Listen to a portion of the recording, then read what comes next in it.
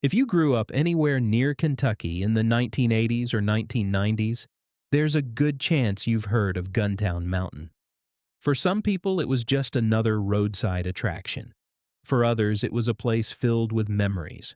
For me, it was one of the highlights of my childhood. Every year, my grandpa would pick me and my cousins up around 4 o'clock in the morning. Back then, that seemed unbelievably early. But when Guntown Mountain was involved, nobody complained. We were too excited. The night before, it was hard to sleep because we knew where we were going. As soon as we climbed into the car, the adventure had already begun.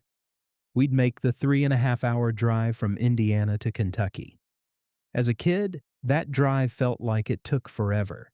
Every mile seemed longer than it really was. We kept waiting to arrive. Looking back now, I realize the journey was part of the memory.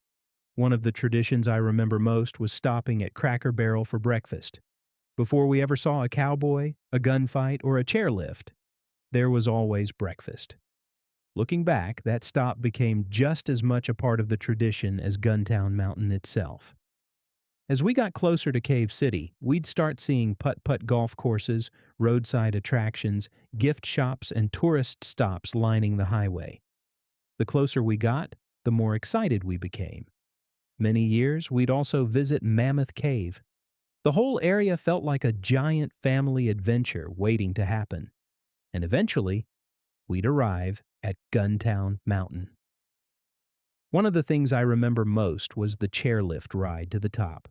That ride felt magical when I was a kid. As the trees passed beneath us and the mountain came into view, it felt like we were leaving the real world behind. The excitement built with every second. You knew something special was waiting at the top. And once you got there, anything could happen. One minute you were walking through an old western town. The next minute a gunfight would break out in the middle of the street. There were cowboy shows, magic acts, live entertainment, and performers who seemed to appear out of nowhere. As a kid, it felt like stepping into another world. One thing I remember clearly is how much freedom we had there. My grandpa would often go do his own thing while me and my cousins explored the town ourselves.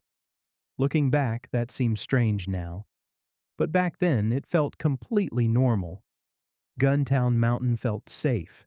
It felt like the kind of place where kids could just be kids. We'd spend the day running from one end of the attraction to the other, chasing the next gunfight, checking out the shops, looking for whatever was happening next. You never knew what adventure was around the next corner. After the gunfights, we'd collect the little plastic bullets scattered on the ground. To us, those things were treasures. We'd stuff our pockets full of them. And before heading home, we'd usually leave with a cap gun or some other souvenir from the gift shop. Like so many families who visited Guntown Mountain, we also had old-time Western photographs taken. Grandma, Grandpa, all the cousins. My cousin and I always wanted to be the outlaws. At the time, it was just something fun to do. Today, those photos mean a lot more. Those pictures hung in my grandpa's house for years. I honestly don't know where they are today. Somewhere along the way, they disappeared.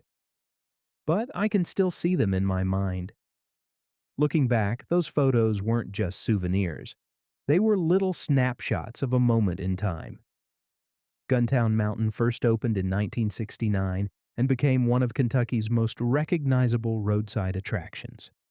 Visitors came for the Wild West atmosphere, the chairlift, the gunfights, the train rides, the alpine slide, and the chance to spend a day in a place unlike anywhere else. For decades, families made the trip to Cave City. Then, like so many attractions from another era, times changed, attendance declined, and in 2013, Guntown Mountain closed its gates. Years later, after I had grown up and started a family of my own, I wanted to take my son there. I wanted him to ride the chairlift.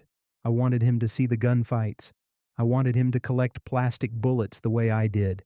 I wanted him to experience at least a small part of what I remembered. That's when I learned it was gone. For a brief time, new owners attempted to bring it back under the name Funtown Mountain. Like many former visitors, I hoped it would succeed. I hoped a new generation of kids would get the chance to make memories there. Unfortunately, it wasn't meant to be. The attraction eventually closed once again. Today, the old Guntown Mountain sign still stands on the mountainside, and every time I see it, I get that same feeling I had as a kid. For just a moment, I'm back in my grandpa's car,